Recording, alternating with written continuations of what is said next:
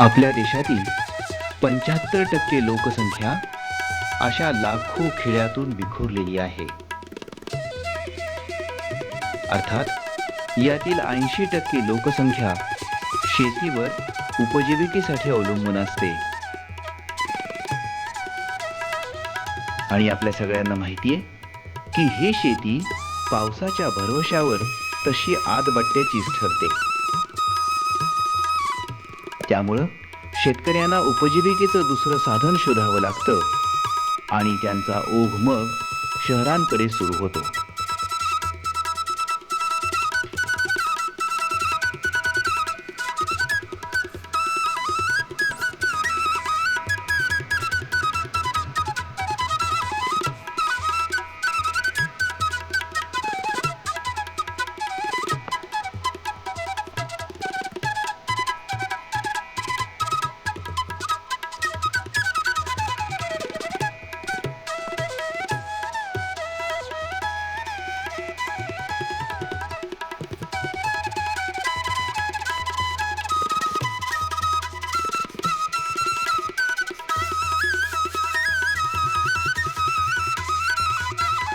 अशा खेड्यातच दुय्यम पण बारमाही करता येण्यासारखा धंदा म्हणजे गाई म्हशींचं शास्त्रीय पद्धतीने संगोपन करून दूध उत्पादन वाढवणे हाच आहे.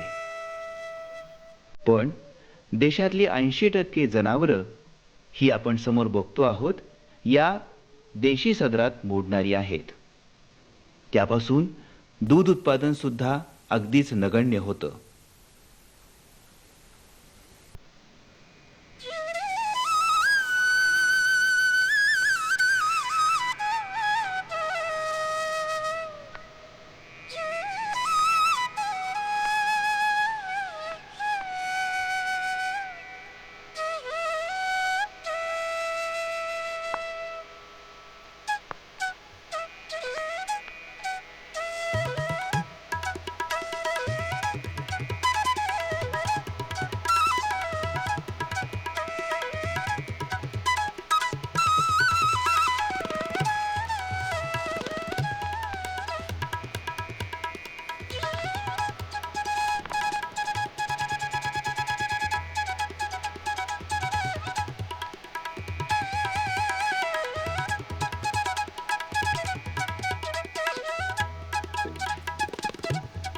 आता जी आपण सगळी गावठी जनावरं बघितली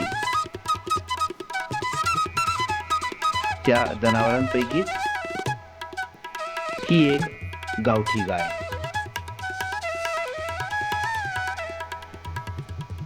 आपण बघतो आहोत त्याप्रमाणे ती दूध देते फक्त लोटाभरच. या गावठी गायीप्रमाणे समोरच्या या गावठी म्हशीचीही तीच तऱ्हा. ती सुद्धा अतिशय कमी दूध देते. या जनावरांची पैदासही शास्त्रीय पद्धतीने न होता गावठी गोऱ्हे आणि रेडे यांच्या मार्फत होते. त्यामुळे दूध उत्पादनात वाढ होत नाही. अर्थात यातली समाधानाची बाब म्हणजे जवळजवळ प्रत्येक शेतकऱ्याकडे आणि असंख्य शेतमजुरांकडे एक तरी फळकर गाय असते. निसर्गतः या गायींची फलन क्षमता समाधानकारक असून त्या बारमाही माजावर येऊ शकतात आणि याचाच फायदा बायफ विकास अनुसंधान प्रतिष्ठान उरळी कांचन या संस्थेने घ्यायचं ठरवलं.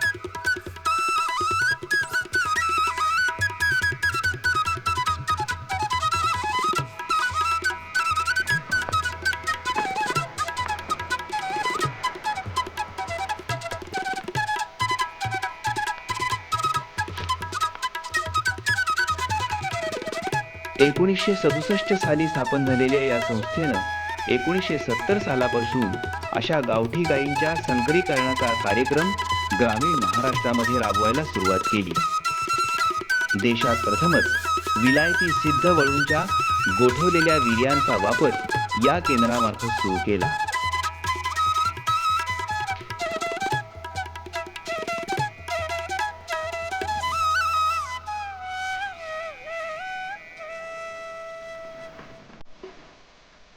दुसरं वैशिष्ट्य म्हणजे माझावरील गायीस रेतन हे शेतकऱ्याच्या घरी गोठ्यात जाऊन करायला सुरुवात केली.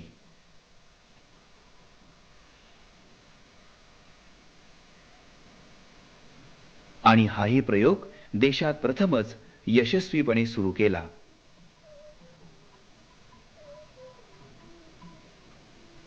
याचाच परिणाम म्हणजे ज्या खेड्यातून थेंबभरही गाईचं दूध पिण्यासाठी उपलब्ध नव्हतं, त्याच खेड्यातून अशा या संकरित गायी दिसायला लागल्या आणि 4 ते 5 हजार लिटर दूध उत्पादन होऊ लागलं.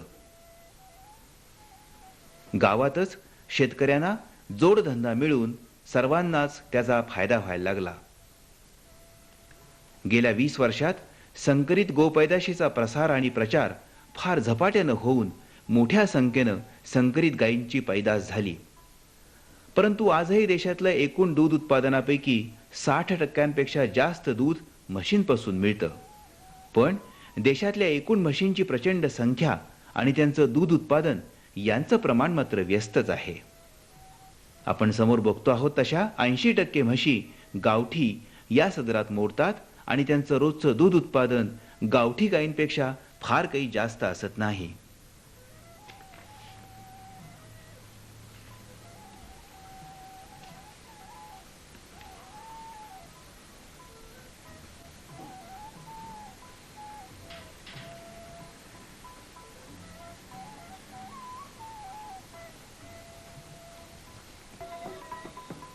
अशा गावठी म्हशीपासून दुधाळ म्हशी निर्माण करण्यासाठी मुऱ्हा जातीच्या वळूचं वीर्य हे वापरलं जातं. जगातील जास्त दूध देणाऱ्या उन्नत जातीच्या म्हशी सुदैवानं आपल्याच देशात आहेत, जशा मुऱ्हा, मेहसाणा, सुरती इत्यादी. परंतु दुर्दैवानं गायीप्रमाणे म्हशीत कृत्रिम रेतनाचा कार्यक्रम म्हणावा तसा यशस्वी झाला नव्हता. त्यामध्ये अनेक अडचणी होत्या. त्यातली पहिली अडचण म्हणजे रेड्याचं वीर्य गोठवण्याची क्रिया प्रगत झाली नव्हती. परंतु बायफनं 3-4 वर्षापूर्वी आपल्या अत्याधुनिक अशा प्रयोगशाळेमध्ये ही पद्धती विकसित केली. इतकंच नव्हे तर जवळजवळ म्हशीवर त्याचा यशस्वी प्रयोग रेतनाद्वारे करून पद्धती विकसित केली.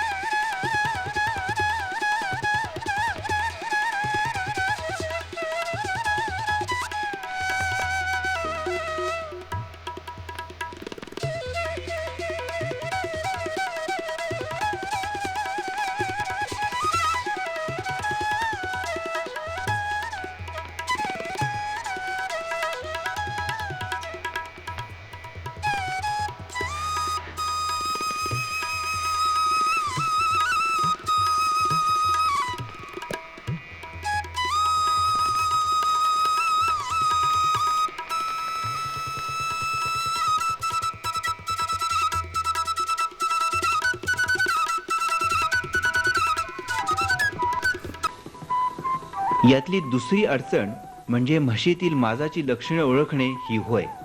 बहुतांश म्हशी ह्या मुक्या माजाच्या असतात.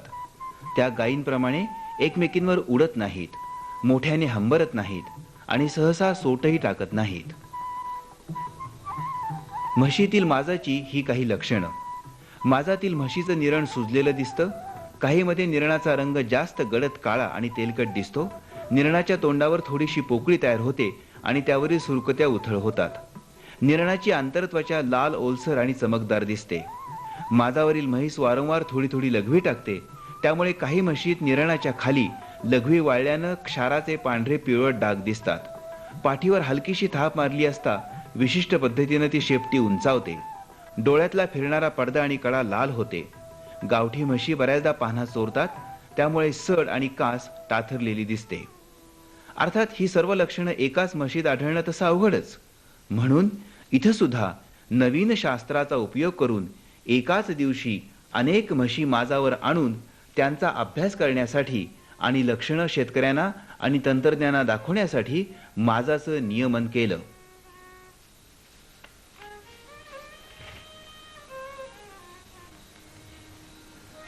आपण पाहत आहोत त्या सर्व म्हशी या कार्यक्रमात सहभागी होण्यासाठी इथं आलेल्या आहे. त्यांची एकूण अवस्था फारच खराब दिसते. दूध नाही म्हणून खाद्य आणि योग्य संगोपन नाही, आणि खाद्य नाही म्हणून दूध नाही आणि संगोपन नाही, अशी त्यांची अवस्था आहे.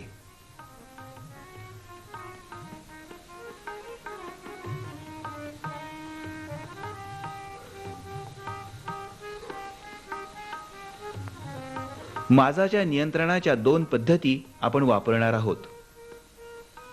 ही प्लॅस्टिकची स्प्रिंग म्हशीच्या योनी मार्गामध्ये 10 दिवस ठेवायची आणि 10व्या दिवशी ती काढून तिला 2 संप्रेरकांची इंजेक्शन द्यायची आणि नंतर 12व्या दिवशी रेतन करायचं.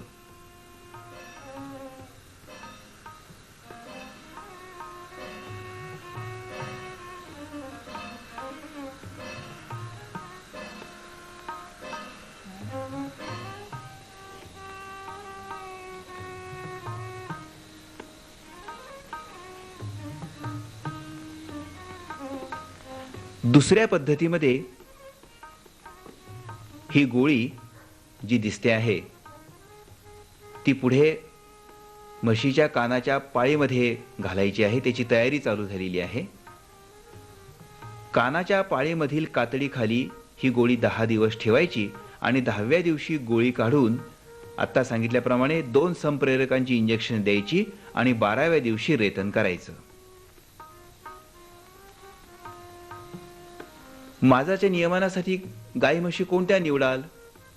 ज्या गाई म्हशींना विऊन 60 दिवस पूर्ण झालेले आहेत आणि तब्येतीनं ज्या उत्तम आहेत अशांची निवड. ज्या गाई म्हशी अडचणीशिवाय नॉर्मल व्याल्या आहेत आणि ज्यात वार अडकलेला नाही, जनावरांमध्ये गर्भाशयाचा कोणताही विकार नाही, जी नियमित माजावर येतात परंतु रिपीट ब्रीडर नाहीत, अनिस्टर जनावरात औषधोपचाराला प्रतिसाद कमी मिळतो, जनावरांमध्ये जंतांचा प्रादुर्भाव नको, औषधोपचार चालू असताना जंतनिवारक औषधं द्यायची नाहीत, तसंच या काळामध्ये लसीकरणही करायचं नसतं. आता या म्हशीत आपण माजाची लक्षणं पाहूया. इथं डावीकडील म्हशीचं निरण पहा, सुजलेलं दिसतंय. इतकंच नव्हे तर त्याचा रंगही गडद काळा आणि तेलकट दिसतो आहे. निरणाची आंतरत्वचा किती लाल ओलसर आणि चमकदार दिसते आहे. पाठीवर थाप मारल्यानंतर तिने शेपटी उंचवलेली आहे तीही बघा. डोळ्यातला पडदा आणि कडा या म्हशीमध्ये किती लाल दिसते ते बघा. ही म्हैस वारंवार लघवी विशिष्ट पद्धतीने आणि पटकन टाकते आहे.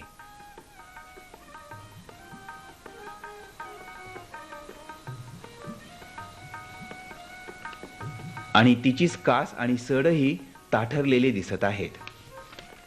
या सर्व लक्षणावरून म्हैस चांगली माजावर आहे हे आपण बघितलं. आता योग्य पद्धतीने रेतन कसं करायचं ते बघूया.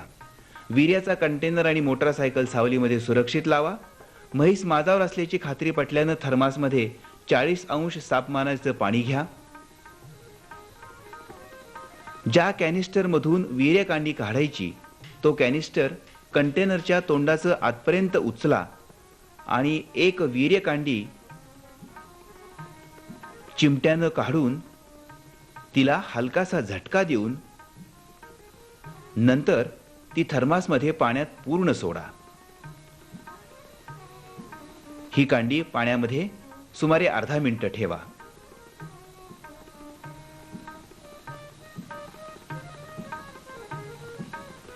आता ती बाहेर काढून नॅपकिननं कोरडी करा.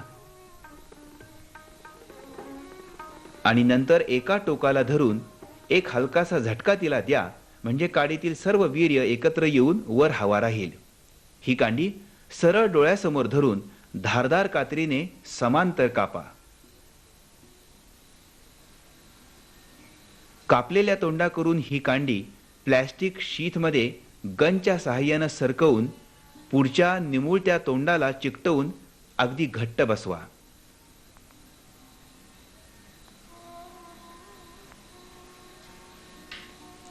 आणि त्यानंतर हाताला साबण, मलम वगैरे लावून वीर्य गर्भाशयात आतील तोंडाच्या समोर 1 सेंटीमीटर अंतरावर सोडा.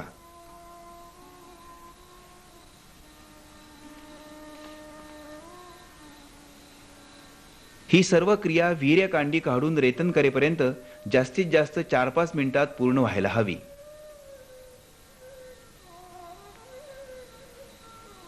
आणि त्यानंतर रेतनासंबंधीच्या योग्य त्या संपूर्ण नोंदी पूर्ण करा.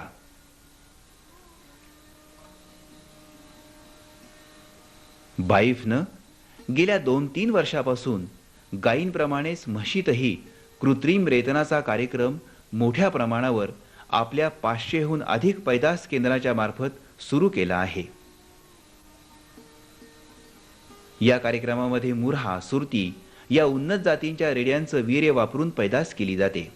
त्यायोगे शेतकऱ्यानं घरी ही पैदास वाढून पर्यायानं दूध उत्पादन वाढून रोजगार उपलब्ध होईल. जशी या उन्नत गाई म्हशींची संख्या वाढेल तसा पर्यावरणाचा समतोल राखायलाही मदत होईल. ही जनावरं घरी गोठ्यातच बांधली जातील, त्यामुळे कुरणांचा नाश टळेल. जनावरांचं शेण मोठ्या प्रमाणात घरीच मिळेल. त्याचा उपयोग गोबर गॅस संयंत्र वाढून जंगलतोड टळेल. त्याचबरोबर दारोदारी वा जंगलात शेणाची अनावश्यक साठवण टळून वातावरणामध्ये मिसळणाऱ्या मिथेन वायूचं प्रमाण सुद्धा कमी होईल.